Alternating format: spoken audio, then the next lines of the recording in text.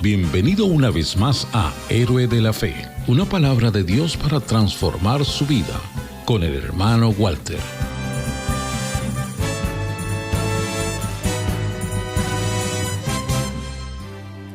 Hemos estado esta semana considerando a Pedro de negar 3 veces a testigo fiel.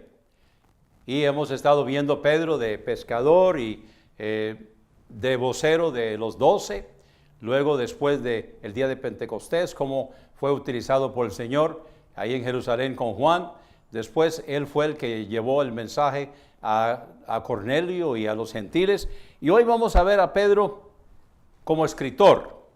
Un par de pasajes que quiero que veamos en 1 de Pedro capítulo 2, versículos 4 y 5. Acercándoos a él, piedra viva, desechada ciertamente por los hombres, mas para Dios escogida y preciosa. Vosotros también como piedras vivas, sed edificados como casa espiritual y sacerdocio santo, para ofrecer sacrificios espirituales agradables a Dios por Jesucristo.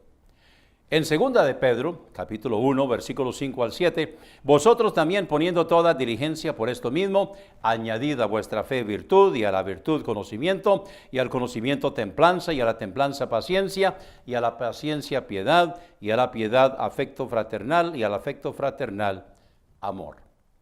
Los invito a abrir la palabra de Dios hoy en 1 de Pedro, y luego vamos a ver algunas cosas en 2 de Pedro. Pedro el escritor, de negar a Jesús 3 veces a ser escritor de la palabra de Dios. Las epístolas de Pedro son epístolas universales, o sea, no son dirigidas a un particular, sino que son dirigidos a todos los creyentes, la aplicación general de una verdad o hecho a toda persona.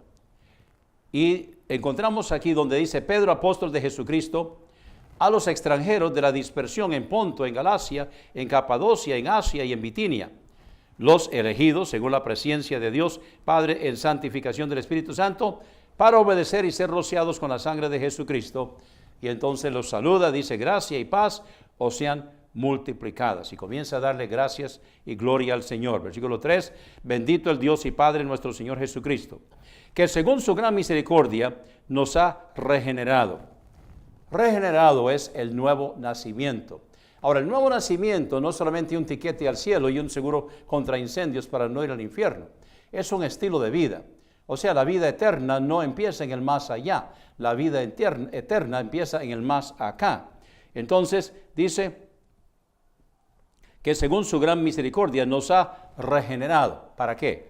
Para una esperanza viva por la resurrección de Jesucristo de los muertos. Si Jesucristo resucitó, entonces nosotros tenemos la esperanza viva de que nosotros también un día vamos a morir, pero vamos a resucitar cuando Cristo viene por los suyos. ¿Para qué? Versículo 4. Para una herencia incorruptible e incontaminada e inmarchitable, reservada en los cielos para vosotros, que sois guardados por el poder de Dios mediante la fe.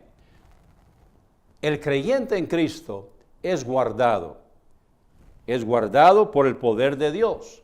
No depende de nosotros. Si dependiera de nosotros, nadie se salvaría, pero no depende de Dios, sino que somos guardados por el poder de Dios mediante la fe, para alcanzar la salvación que está preparada para ser manifestada en el tiempo postrero. Hay 3 fases de la salvación.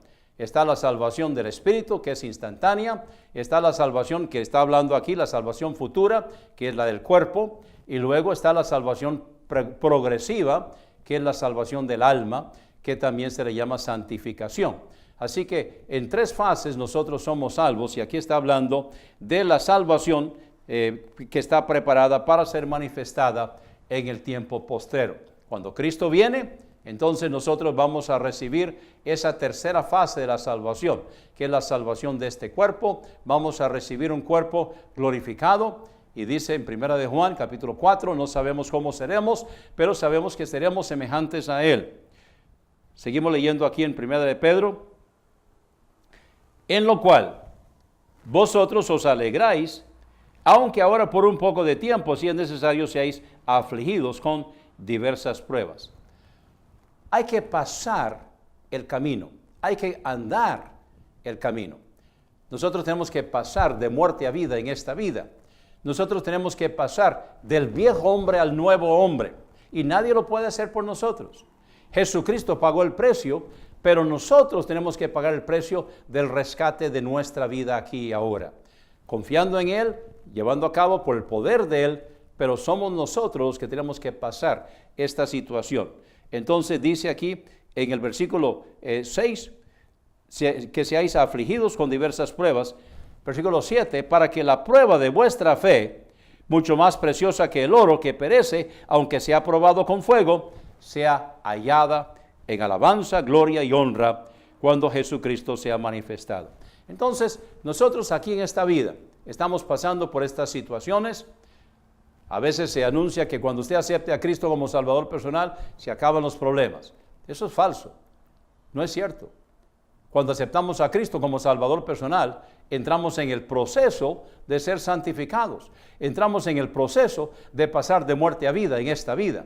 Entramos en el proceso de pasar de lo que antes éramos a lo que Dios quiere que seamos en esta vida, para testimonio a los demás. Entonces, para eso hay que pasar por las situaciones. Ahora, una prueba, llamémosle un examen.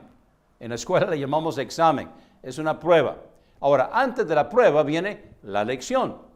Entonces vamos a aprender la materia y después vamos a ser probados para ver si aprendimos la lección. Vienen las pruebas. Así que aprendemos la materia y luego viene la prueba. Bueno, la Biblia dice que todo es para nuestro bien, que no hay nada casual, no hay ninguna cosa adrede. Todo es para enseñarnos lecciones. Todo lo que sucede en la vida del cristiano es para que nosotros aprendamos. Después de presentarnos la situación, entonces versículo 7, para que la prueba de vuestra fe, entonces sea hallada en alabanza, gloria y honra cuando Jesucristo sea manifestado, o sea, en la segunda venida. Versículo 8, a quien no habiendo visto lo amáis, en quien creyendo, aunque ahora no lo veáis, os alegráis con gozo inefable y glorioso, obteniendo el fin de vuestra fe, que es la salvación de vuestras almas. Ahora, la salvación del alma es la santificación, y eso ocurre aquí en esta vida. Acerca de esta salvación, dice Pedro, los profetas que profetizaron de la gracia que había de venir a vosotros han adquirido y diligentemente buscado, escudriñando a quién y en qué tiempo indicaba el Espíritu de Cristo que estaba en ellos, el cual anunciaba de antemano las aflicciones que habían de venir a Cristo y la gloria después de ellas, a los cuales fue revelado que no para sí mismos, sino para nosotros, administraban las cosas que ahora os son anunciadas por los que os han predicado el Evangelio por el Espíritu Santo enviado del cielo, cosas en las cuales desean mirar los ángeles. ¿De qué está hablando? En el Antiguo Testamento, ellos no podían tener al Espíritu Santo en ellos. Estaba con ellos, pero no podía estar en ellos. Hasta que se cumplió el Evangelio, hasta que se llevó a cabo la muerte, sepultura y resurrección de nuestro Señor Jesucristo. Entonces, en la resurrección, encontramos donde ya el Espíritu Santo podía estar en ellos y comienza el proceso de santificación. Esta salvación de la que está hablando es la salvación del alma, es la salvación de esta vida. Los creyentes en el Antiguo Testamento no lo podían experimentar. Aún los creyentes en el Nuevo Testamento, antes de la muerte, sepultura y resurrección de nuestro Señor Jesucristo, tampoco lo podían experimentar. Pero nosotros hoy, al aceptar a Cristo como nuestro Salvador personal, entonces sí lo experimentamos. Vamos a Juan.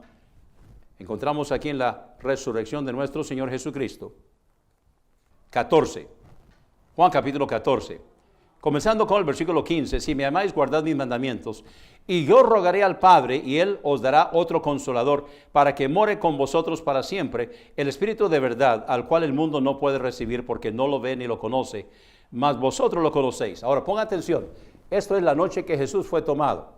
Todavía Él no ha muerto, no ha sido sepultado, no ha resucitado. Todavía están en el periodo de transición, todavía están en el Antiguo Testamento. Todavía en la cruz, el ladrón que se arrepintió, Jesús le dijo, hoy estarás conmigo en el paraíso.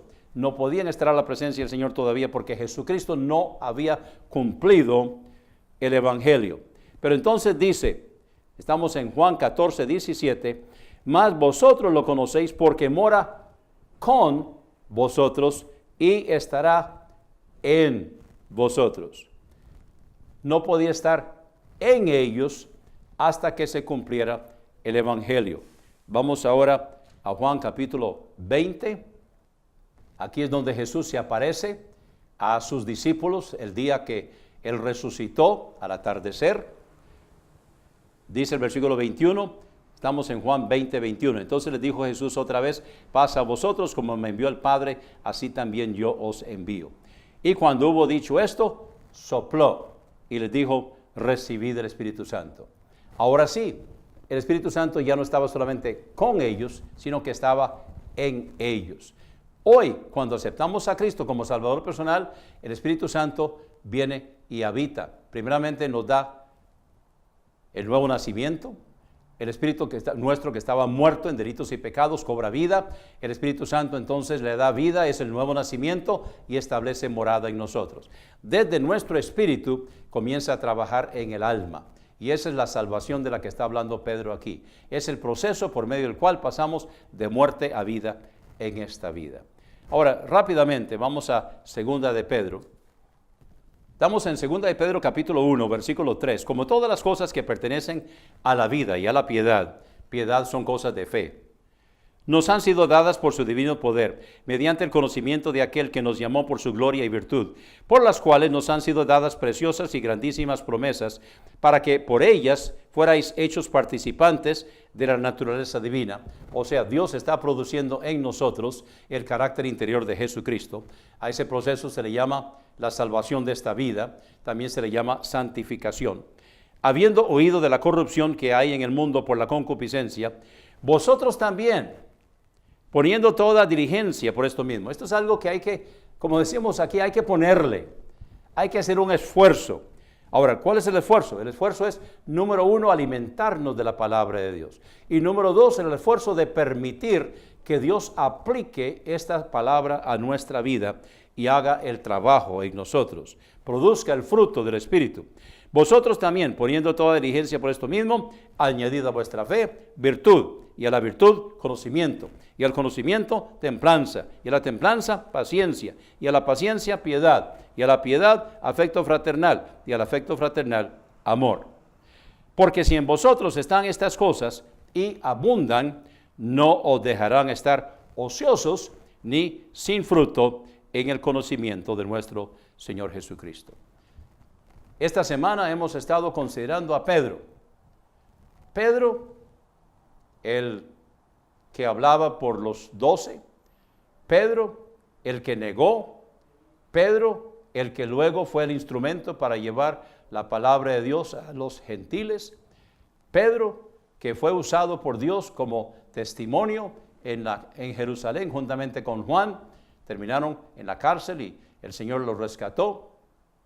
Ahora Pedro, el escritor, escribiendo la palabra de Dios para que nosotros ahora, a la posteridad, tengamos la palabra de Dios a través de este siervo del Señor, héroe de la fe. Así como Pedro, usted también puede ser un héroe de la fe.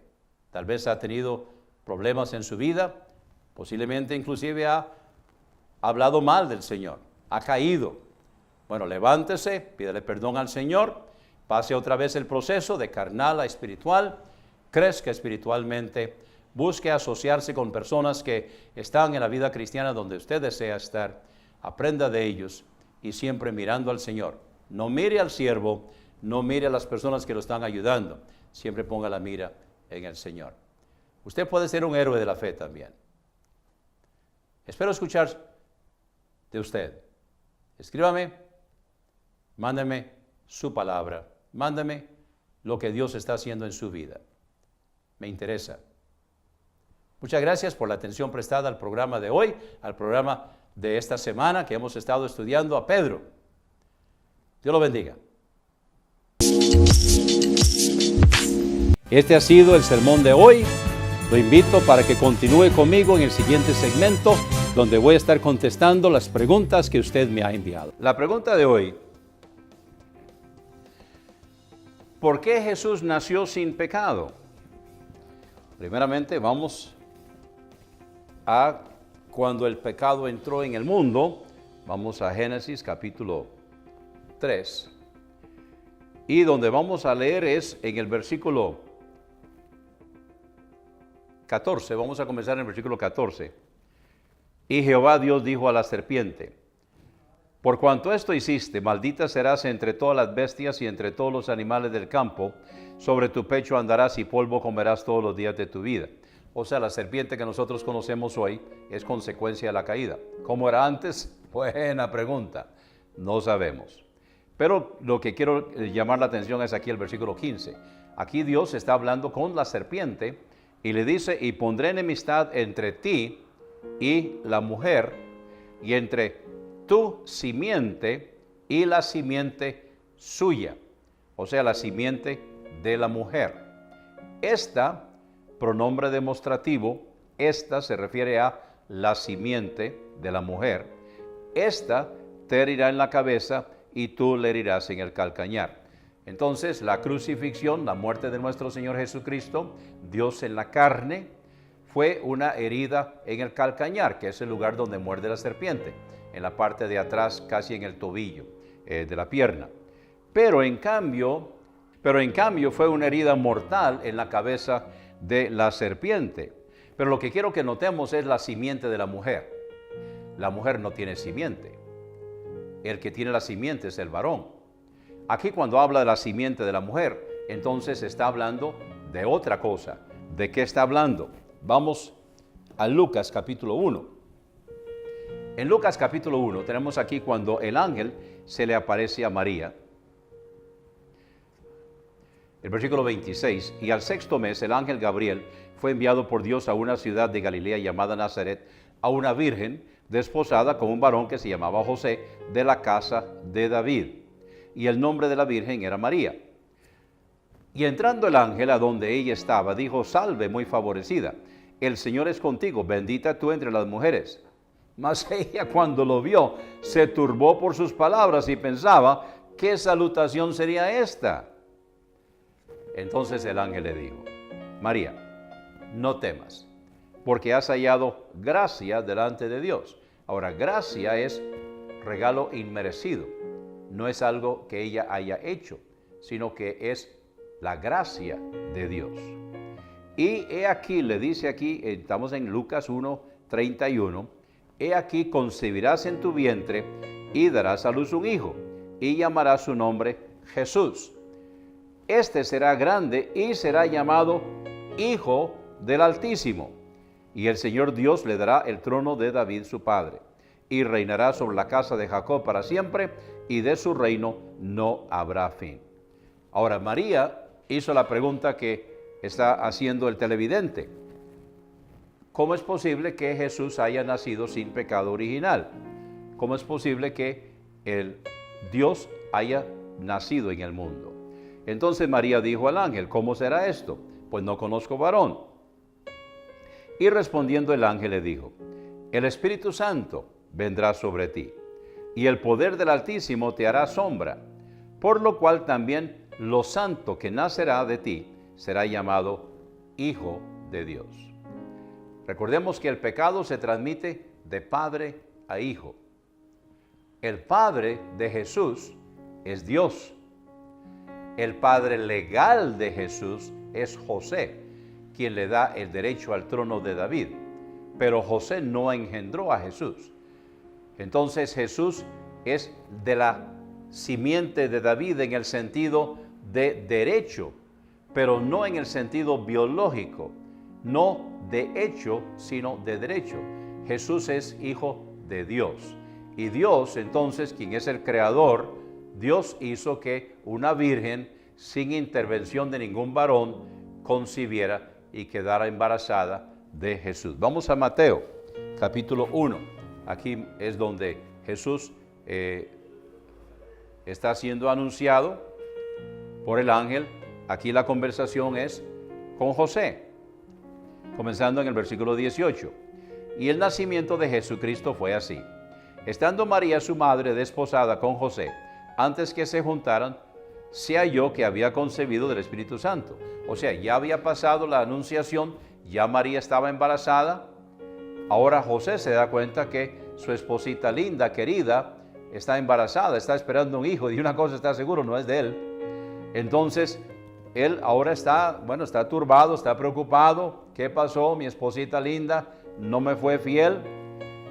Entonces dice el versículo 19, José su marido, como era justo y no quería infamarla, porque si lo hubiera acusado, le hubieran apedreado por adúltera, por infiel. Entonces no quería infamarla, se propuso dejarla secretamente. O sea, simplemente aquí de acallado, aquí no pasó nada. Y pensando en esto, o sea, considerando sus opciones, he aquí el ángel del Señor se le apareció en sueños, diciendo, José, hijo de David. Es importante esto, porque José es hijo de David. José le va a dar el apellido a Jesús. José le va a dar el derecho al trono de David a Jesús. José no lo concibió. Entonces no es hijo de sangre de David, no es hijo de sangre de José, sino que es de derecho. Es hijo de sangre de Dios. Y es por eso que él puede nacer sin pecado original. Porque si hubiera sido concebido por José, entonces no hubiera podido nacer sin pecado original. Entonces, dice el versículo, seguimos con lo que el ángel está diciendo, versículo 20, José, hijo de David, no temas recibir a María tu mujer, porque lo que en ella es engendrado del Espíritu Santo es. Y José dice, mi esposita linda no me fue infiel. Y dará a luz un hijo, y llamará su nombre Jesús, porque él salvará a su pueblo de sus pecados. Y todo esto aconteció para que se cumpliera lo que fue dicho por el Señor por medio del profeta, que dijo, he aquí que la Virgen concebirá y dará a luz un hijo, y llamará su nombre Emmanuel, que traducido es Dios con nosotros. Y despertando José del sueño, hizo como el ángel del Señor le había mandado, y recibió a su mujer, y no la conoció hasta que dio a luz a su hijo primogénito, y llamó su nombre Jesús. Jesús nació sin pecado original, porque fue concebido por el Espíritu Santo en la Virgen María. Muchas gracias por la pregunta de hoy. Estoy esperando la suya. Gracias por su sintonía. Lo esperamos cada mañana de lunes a viernes a las 10 en su programa Héroe de la Fe con el hermano Walter. El único requisito es creer.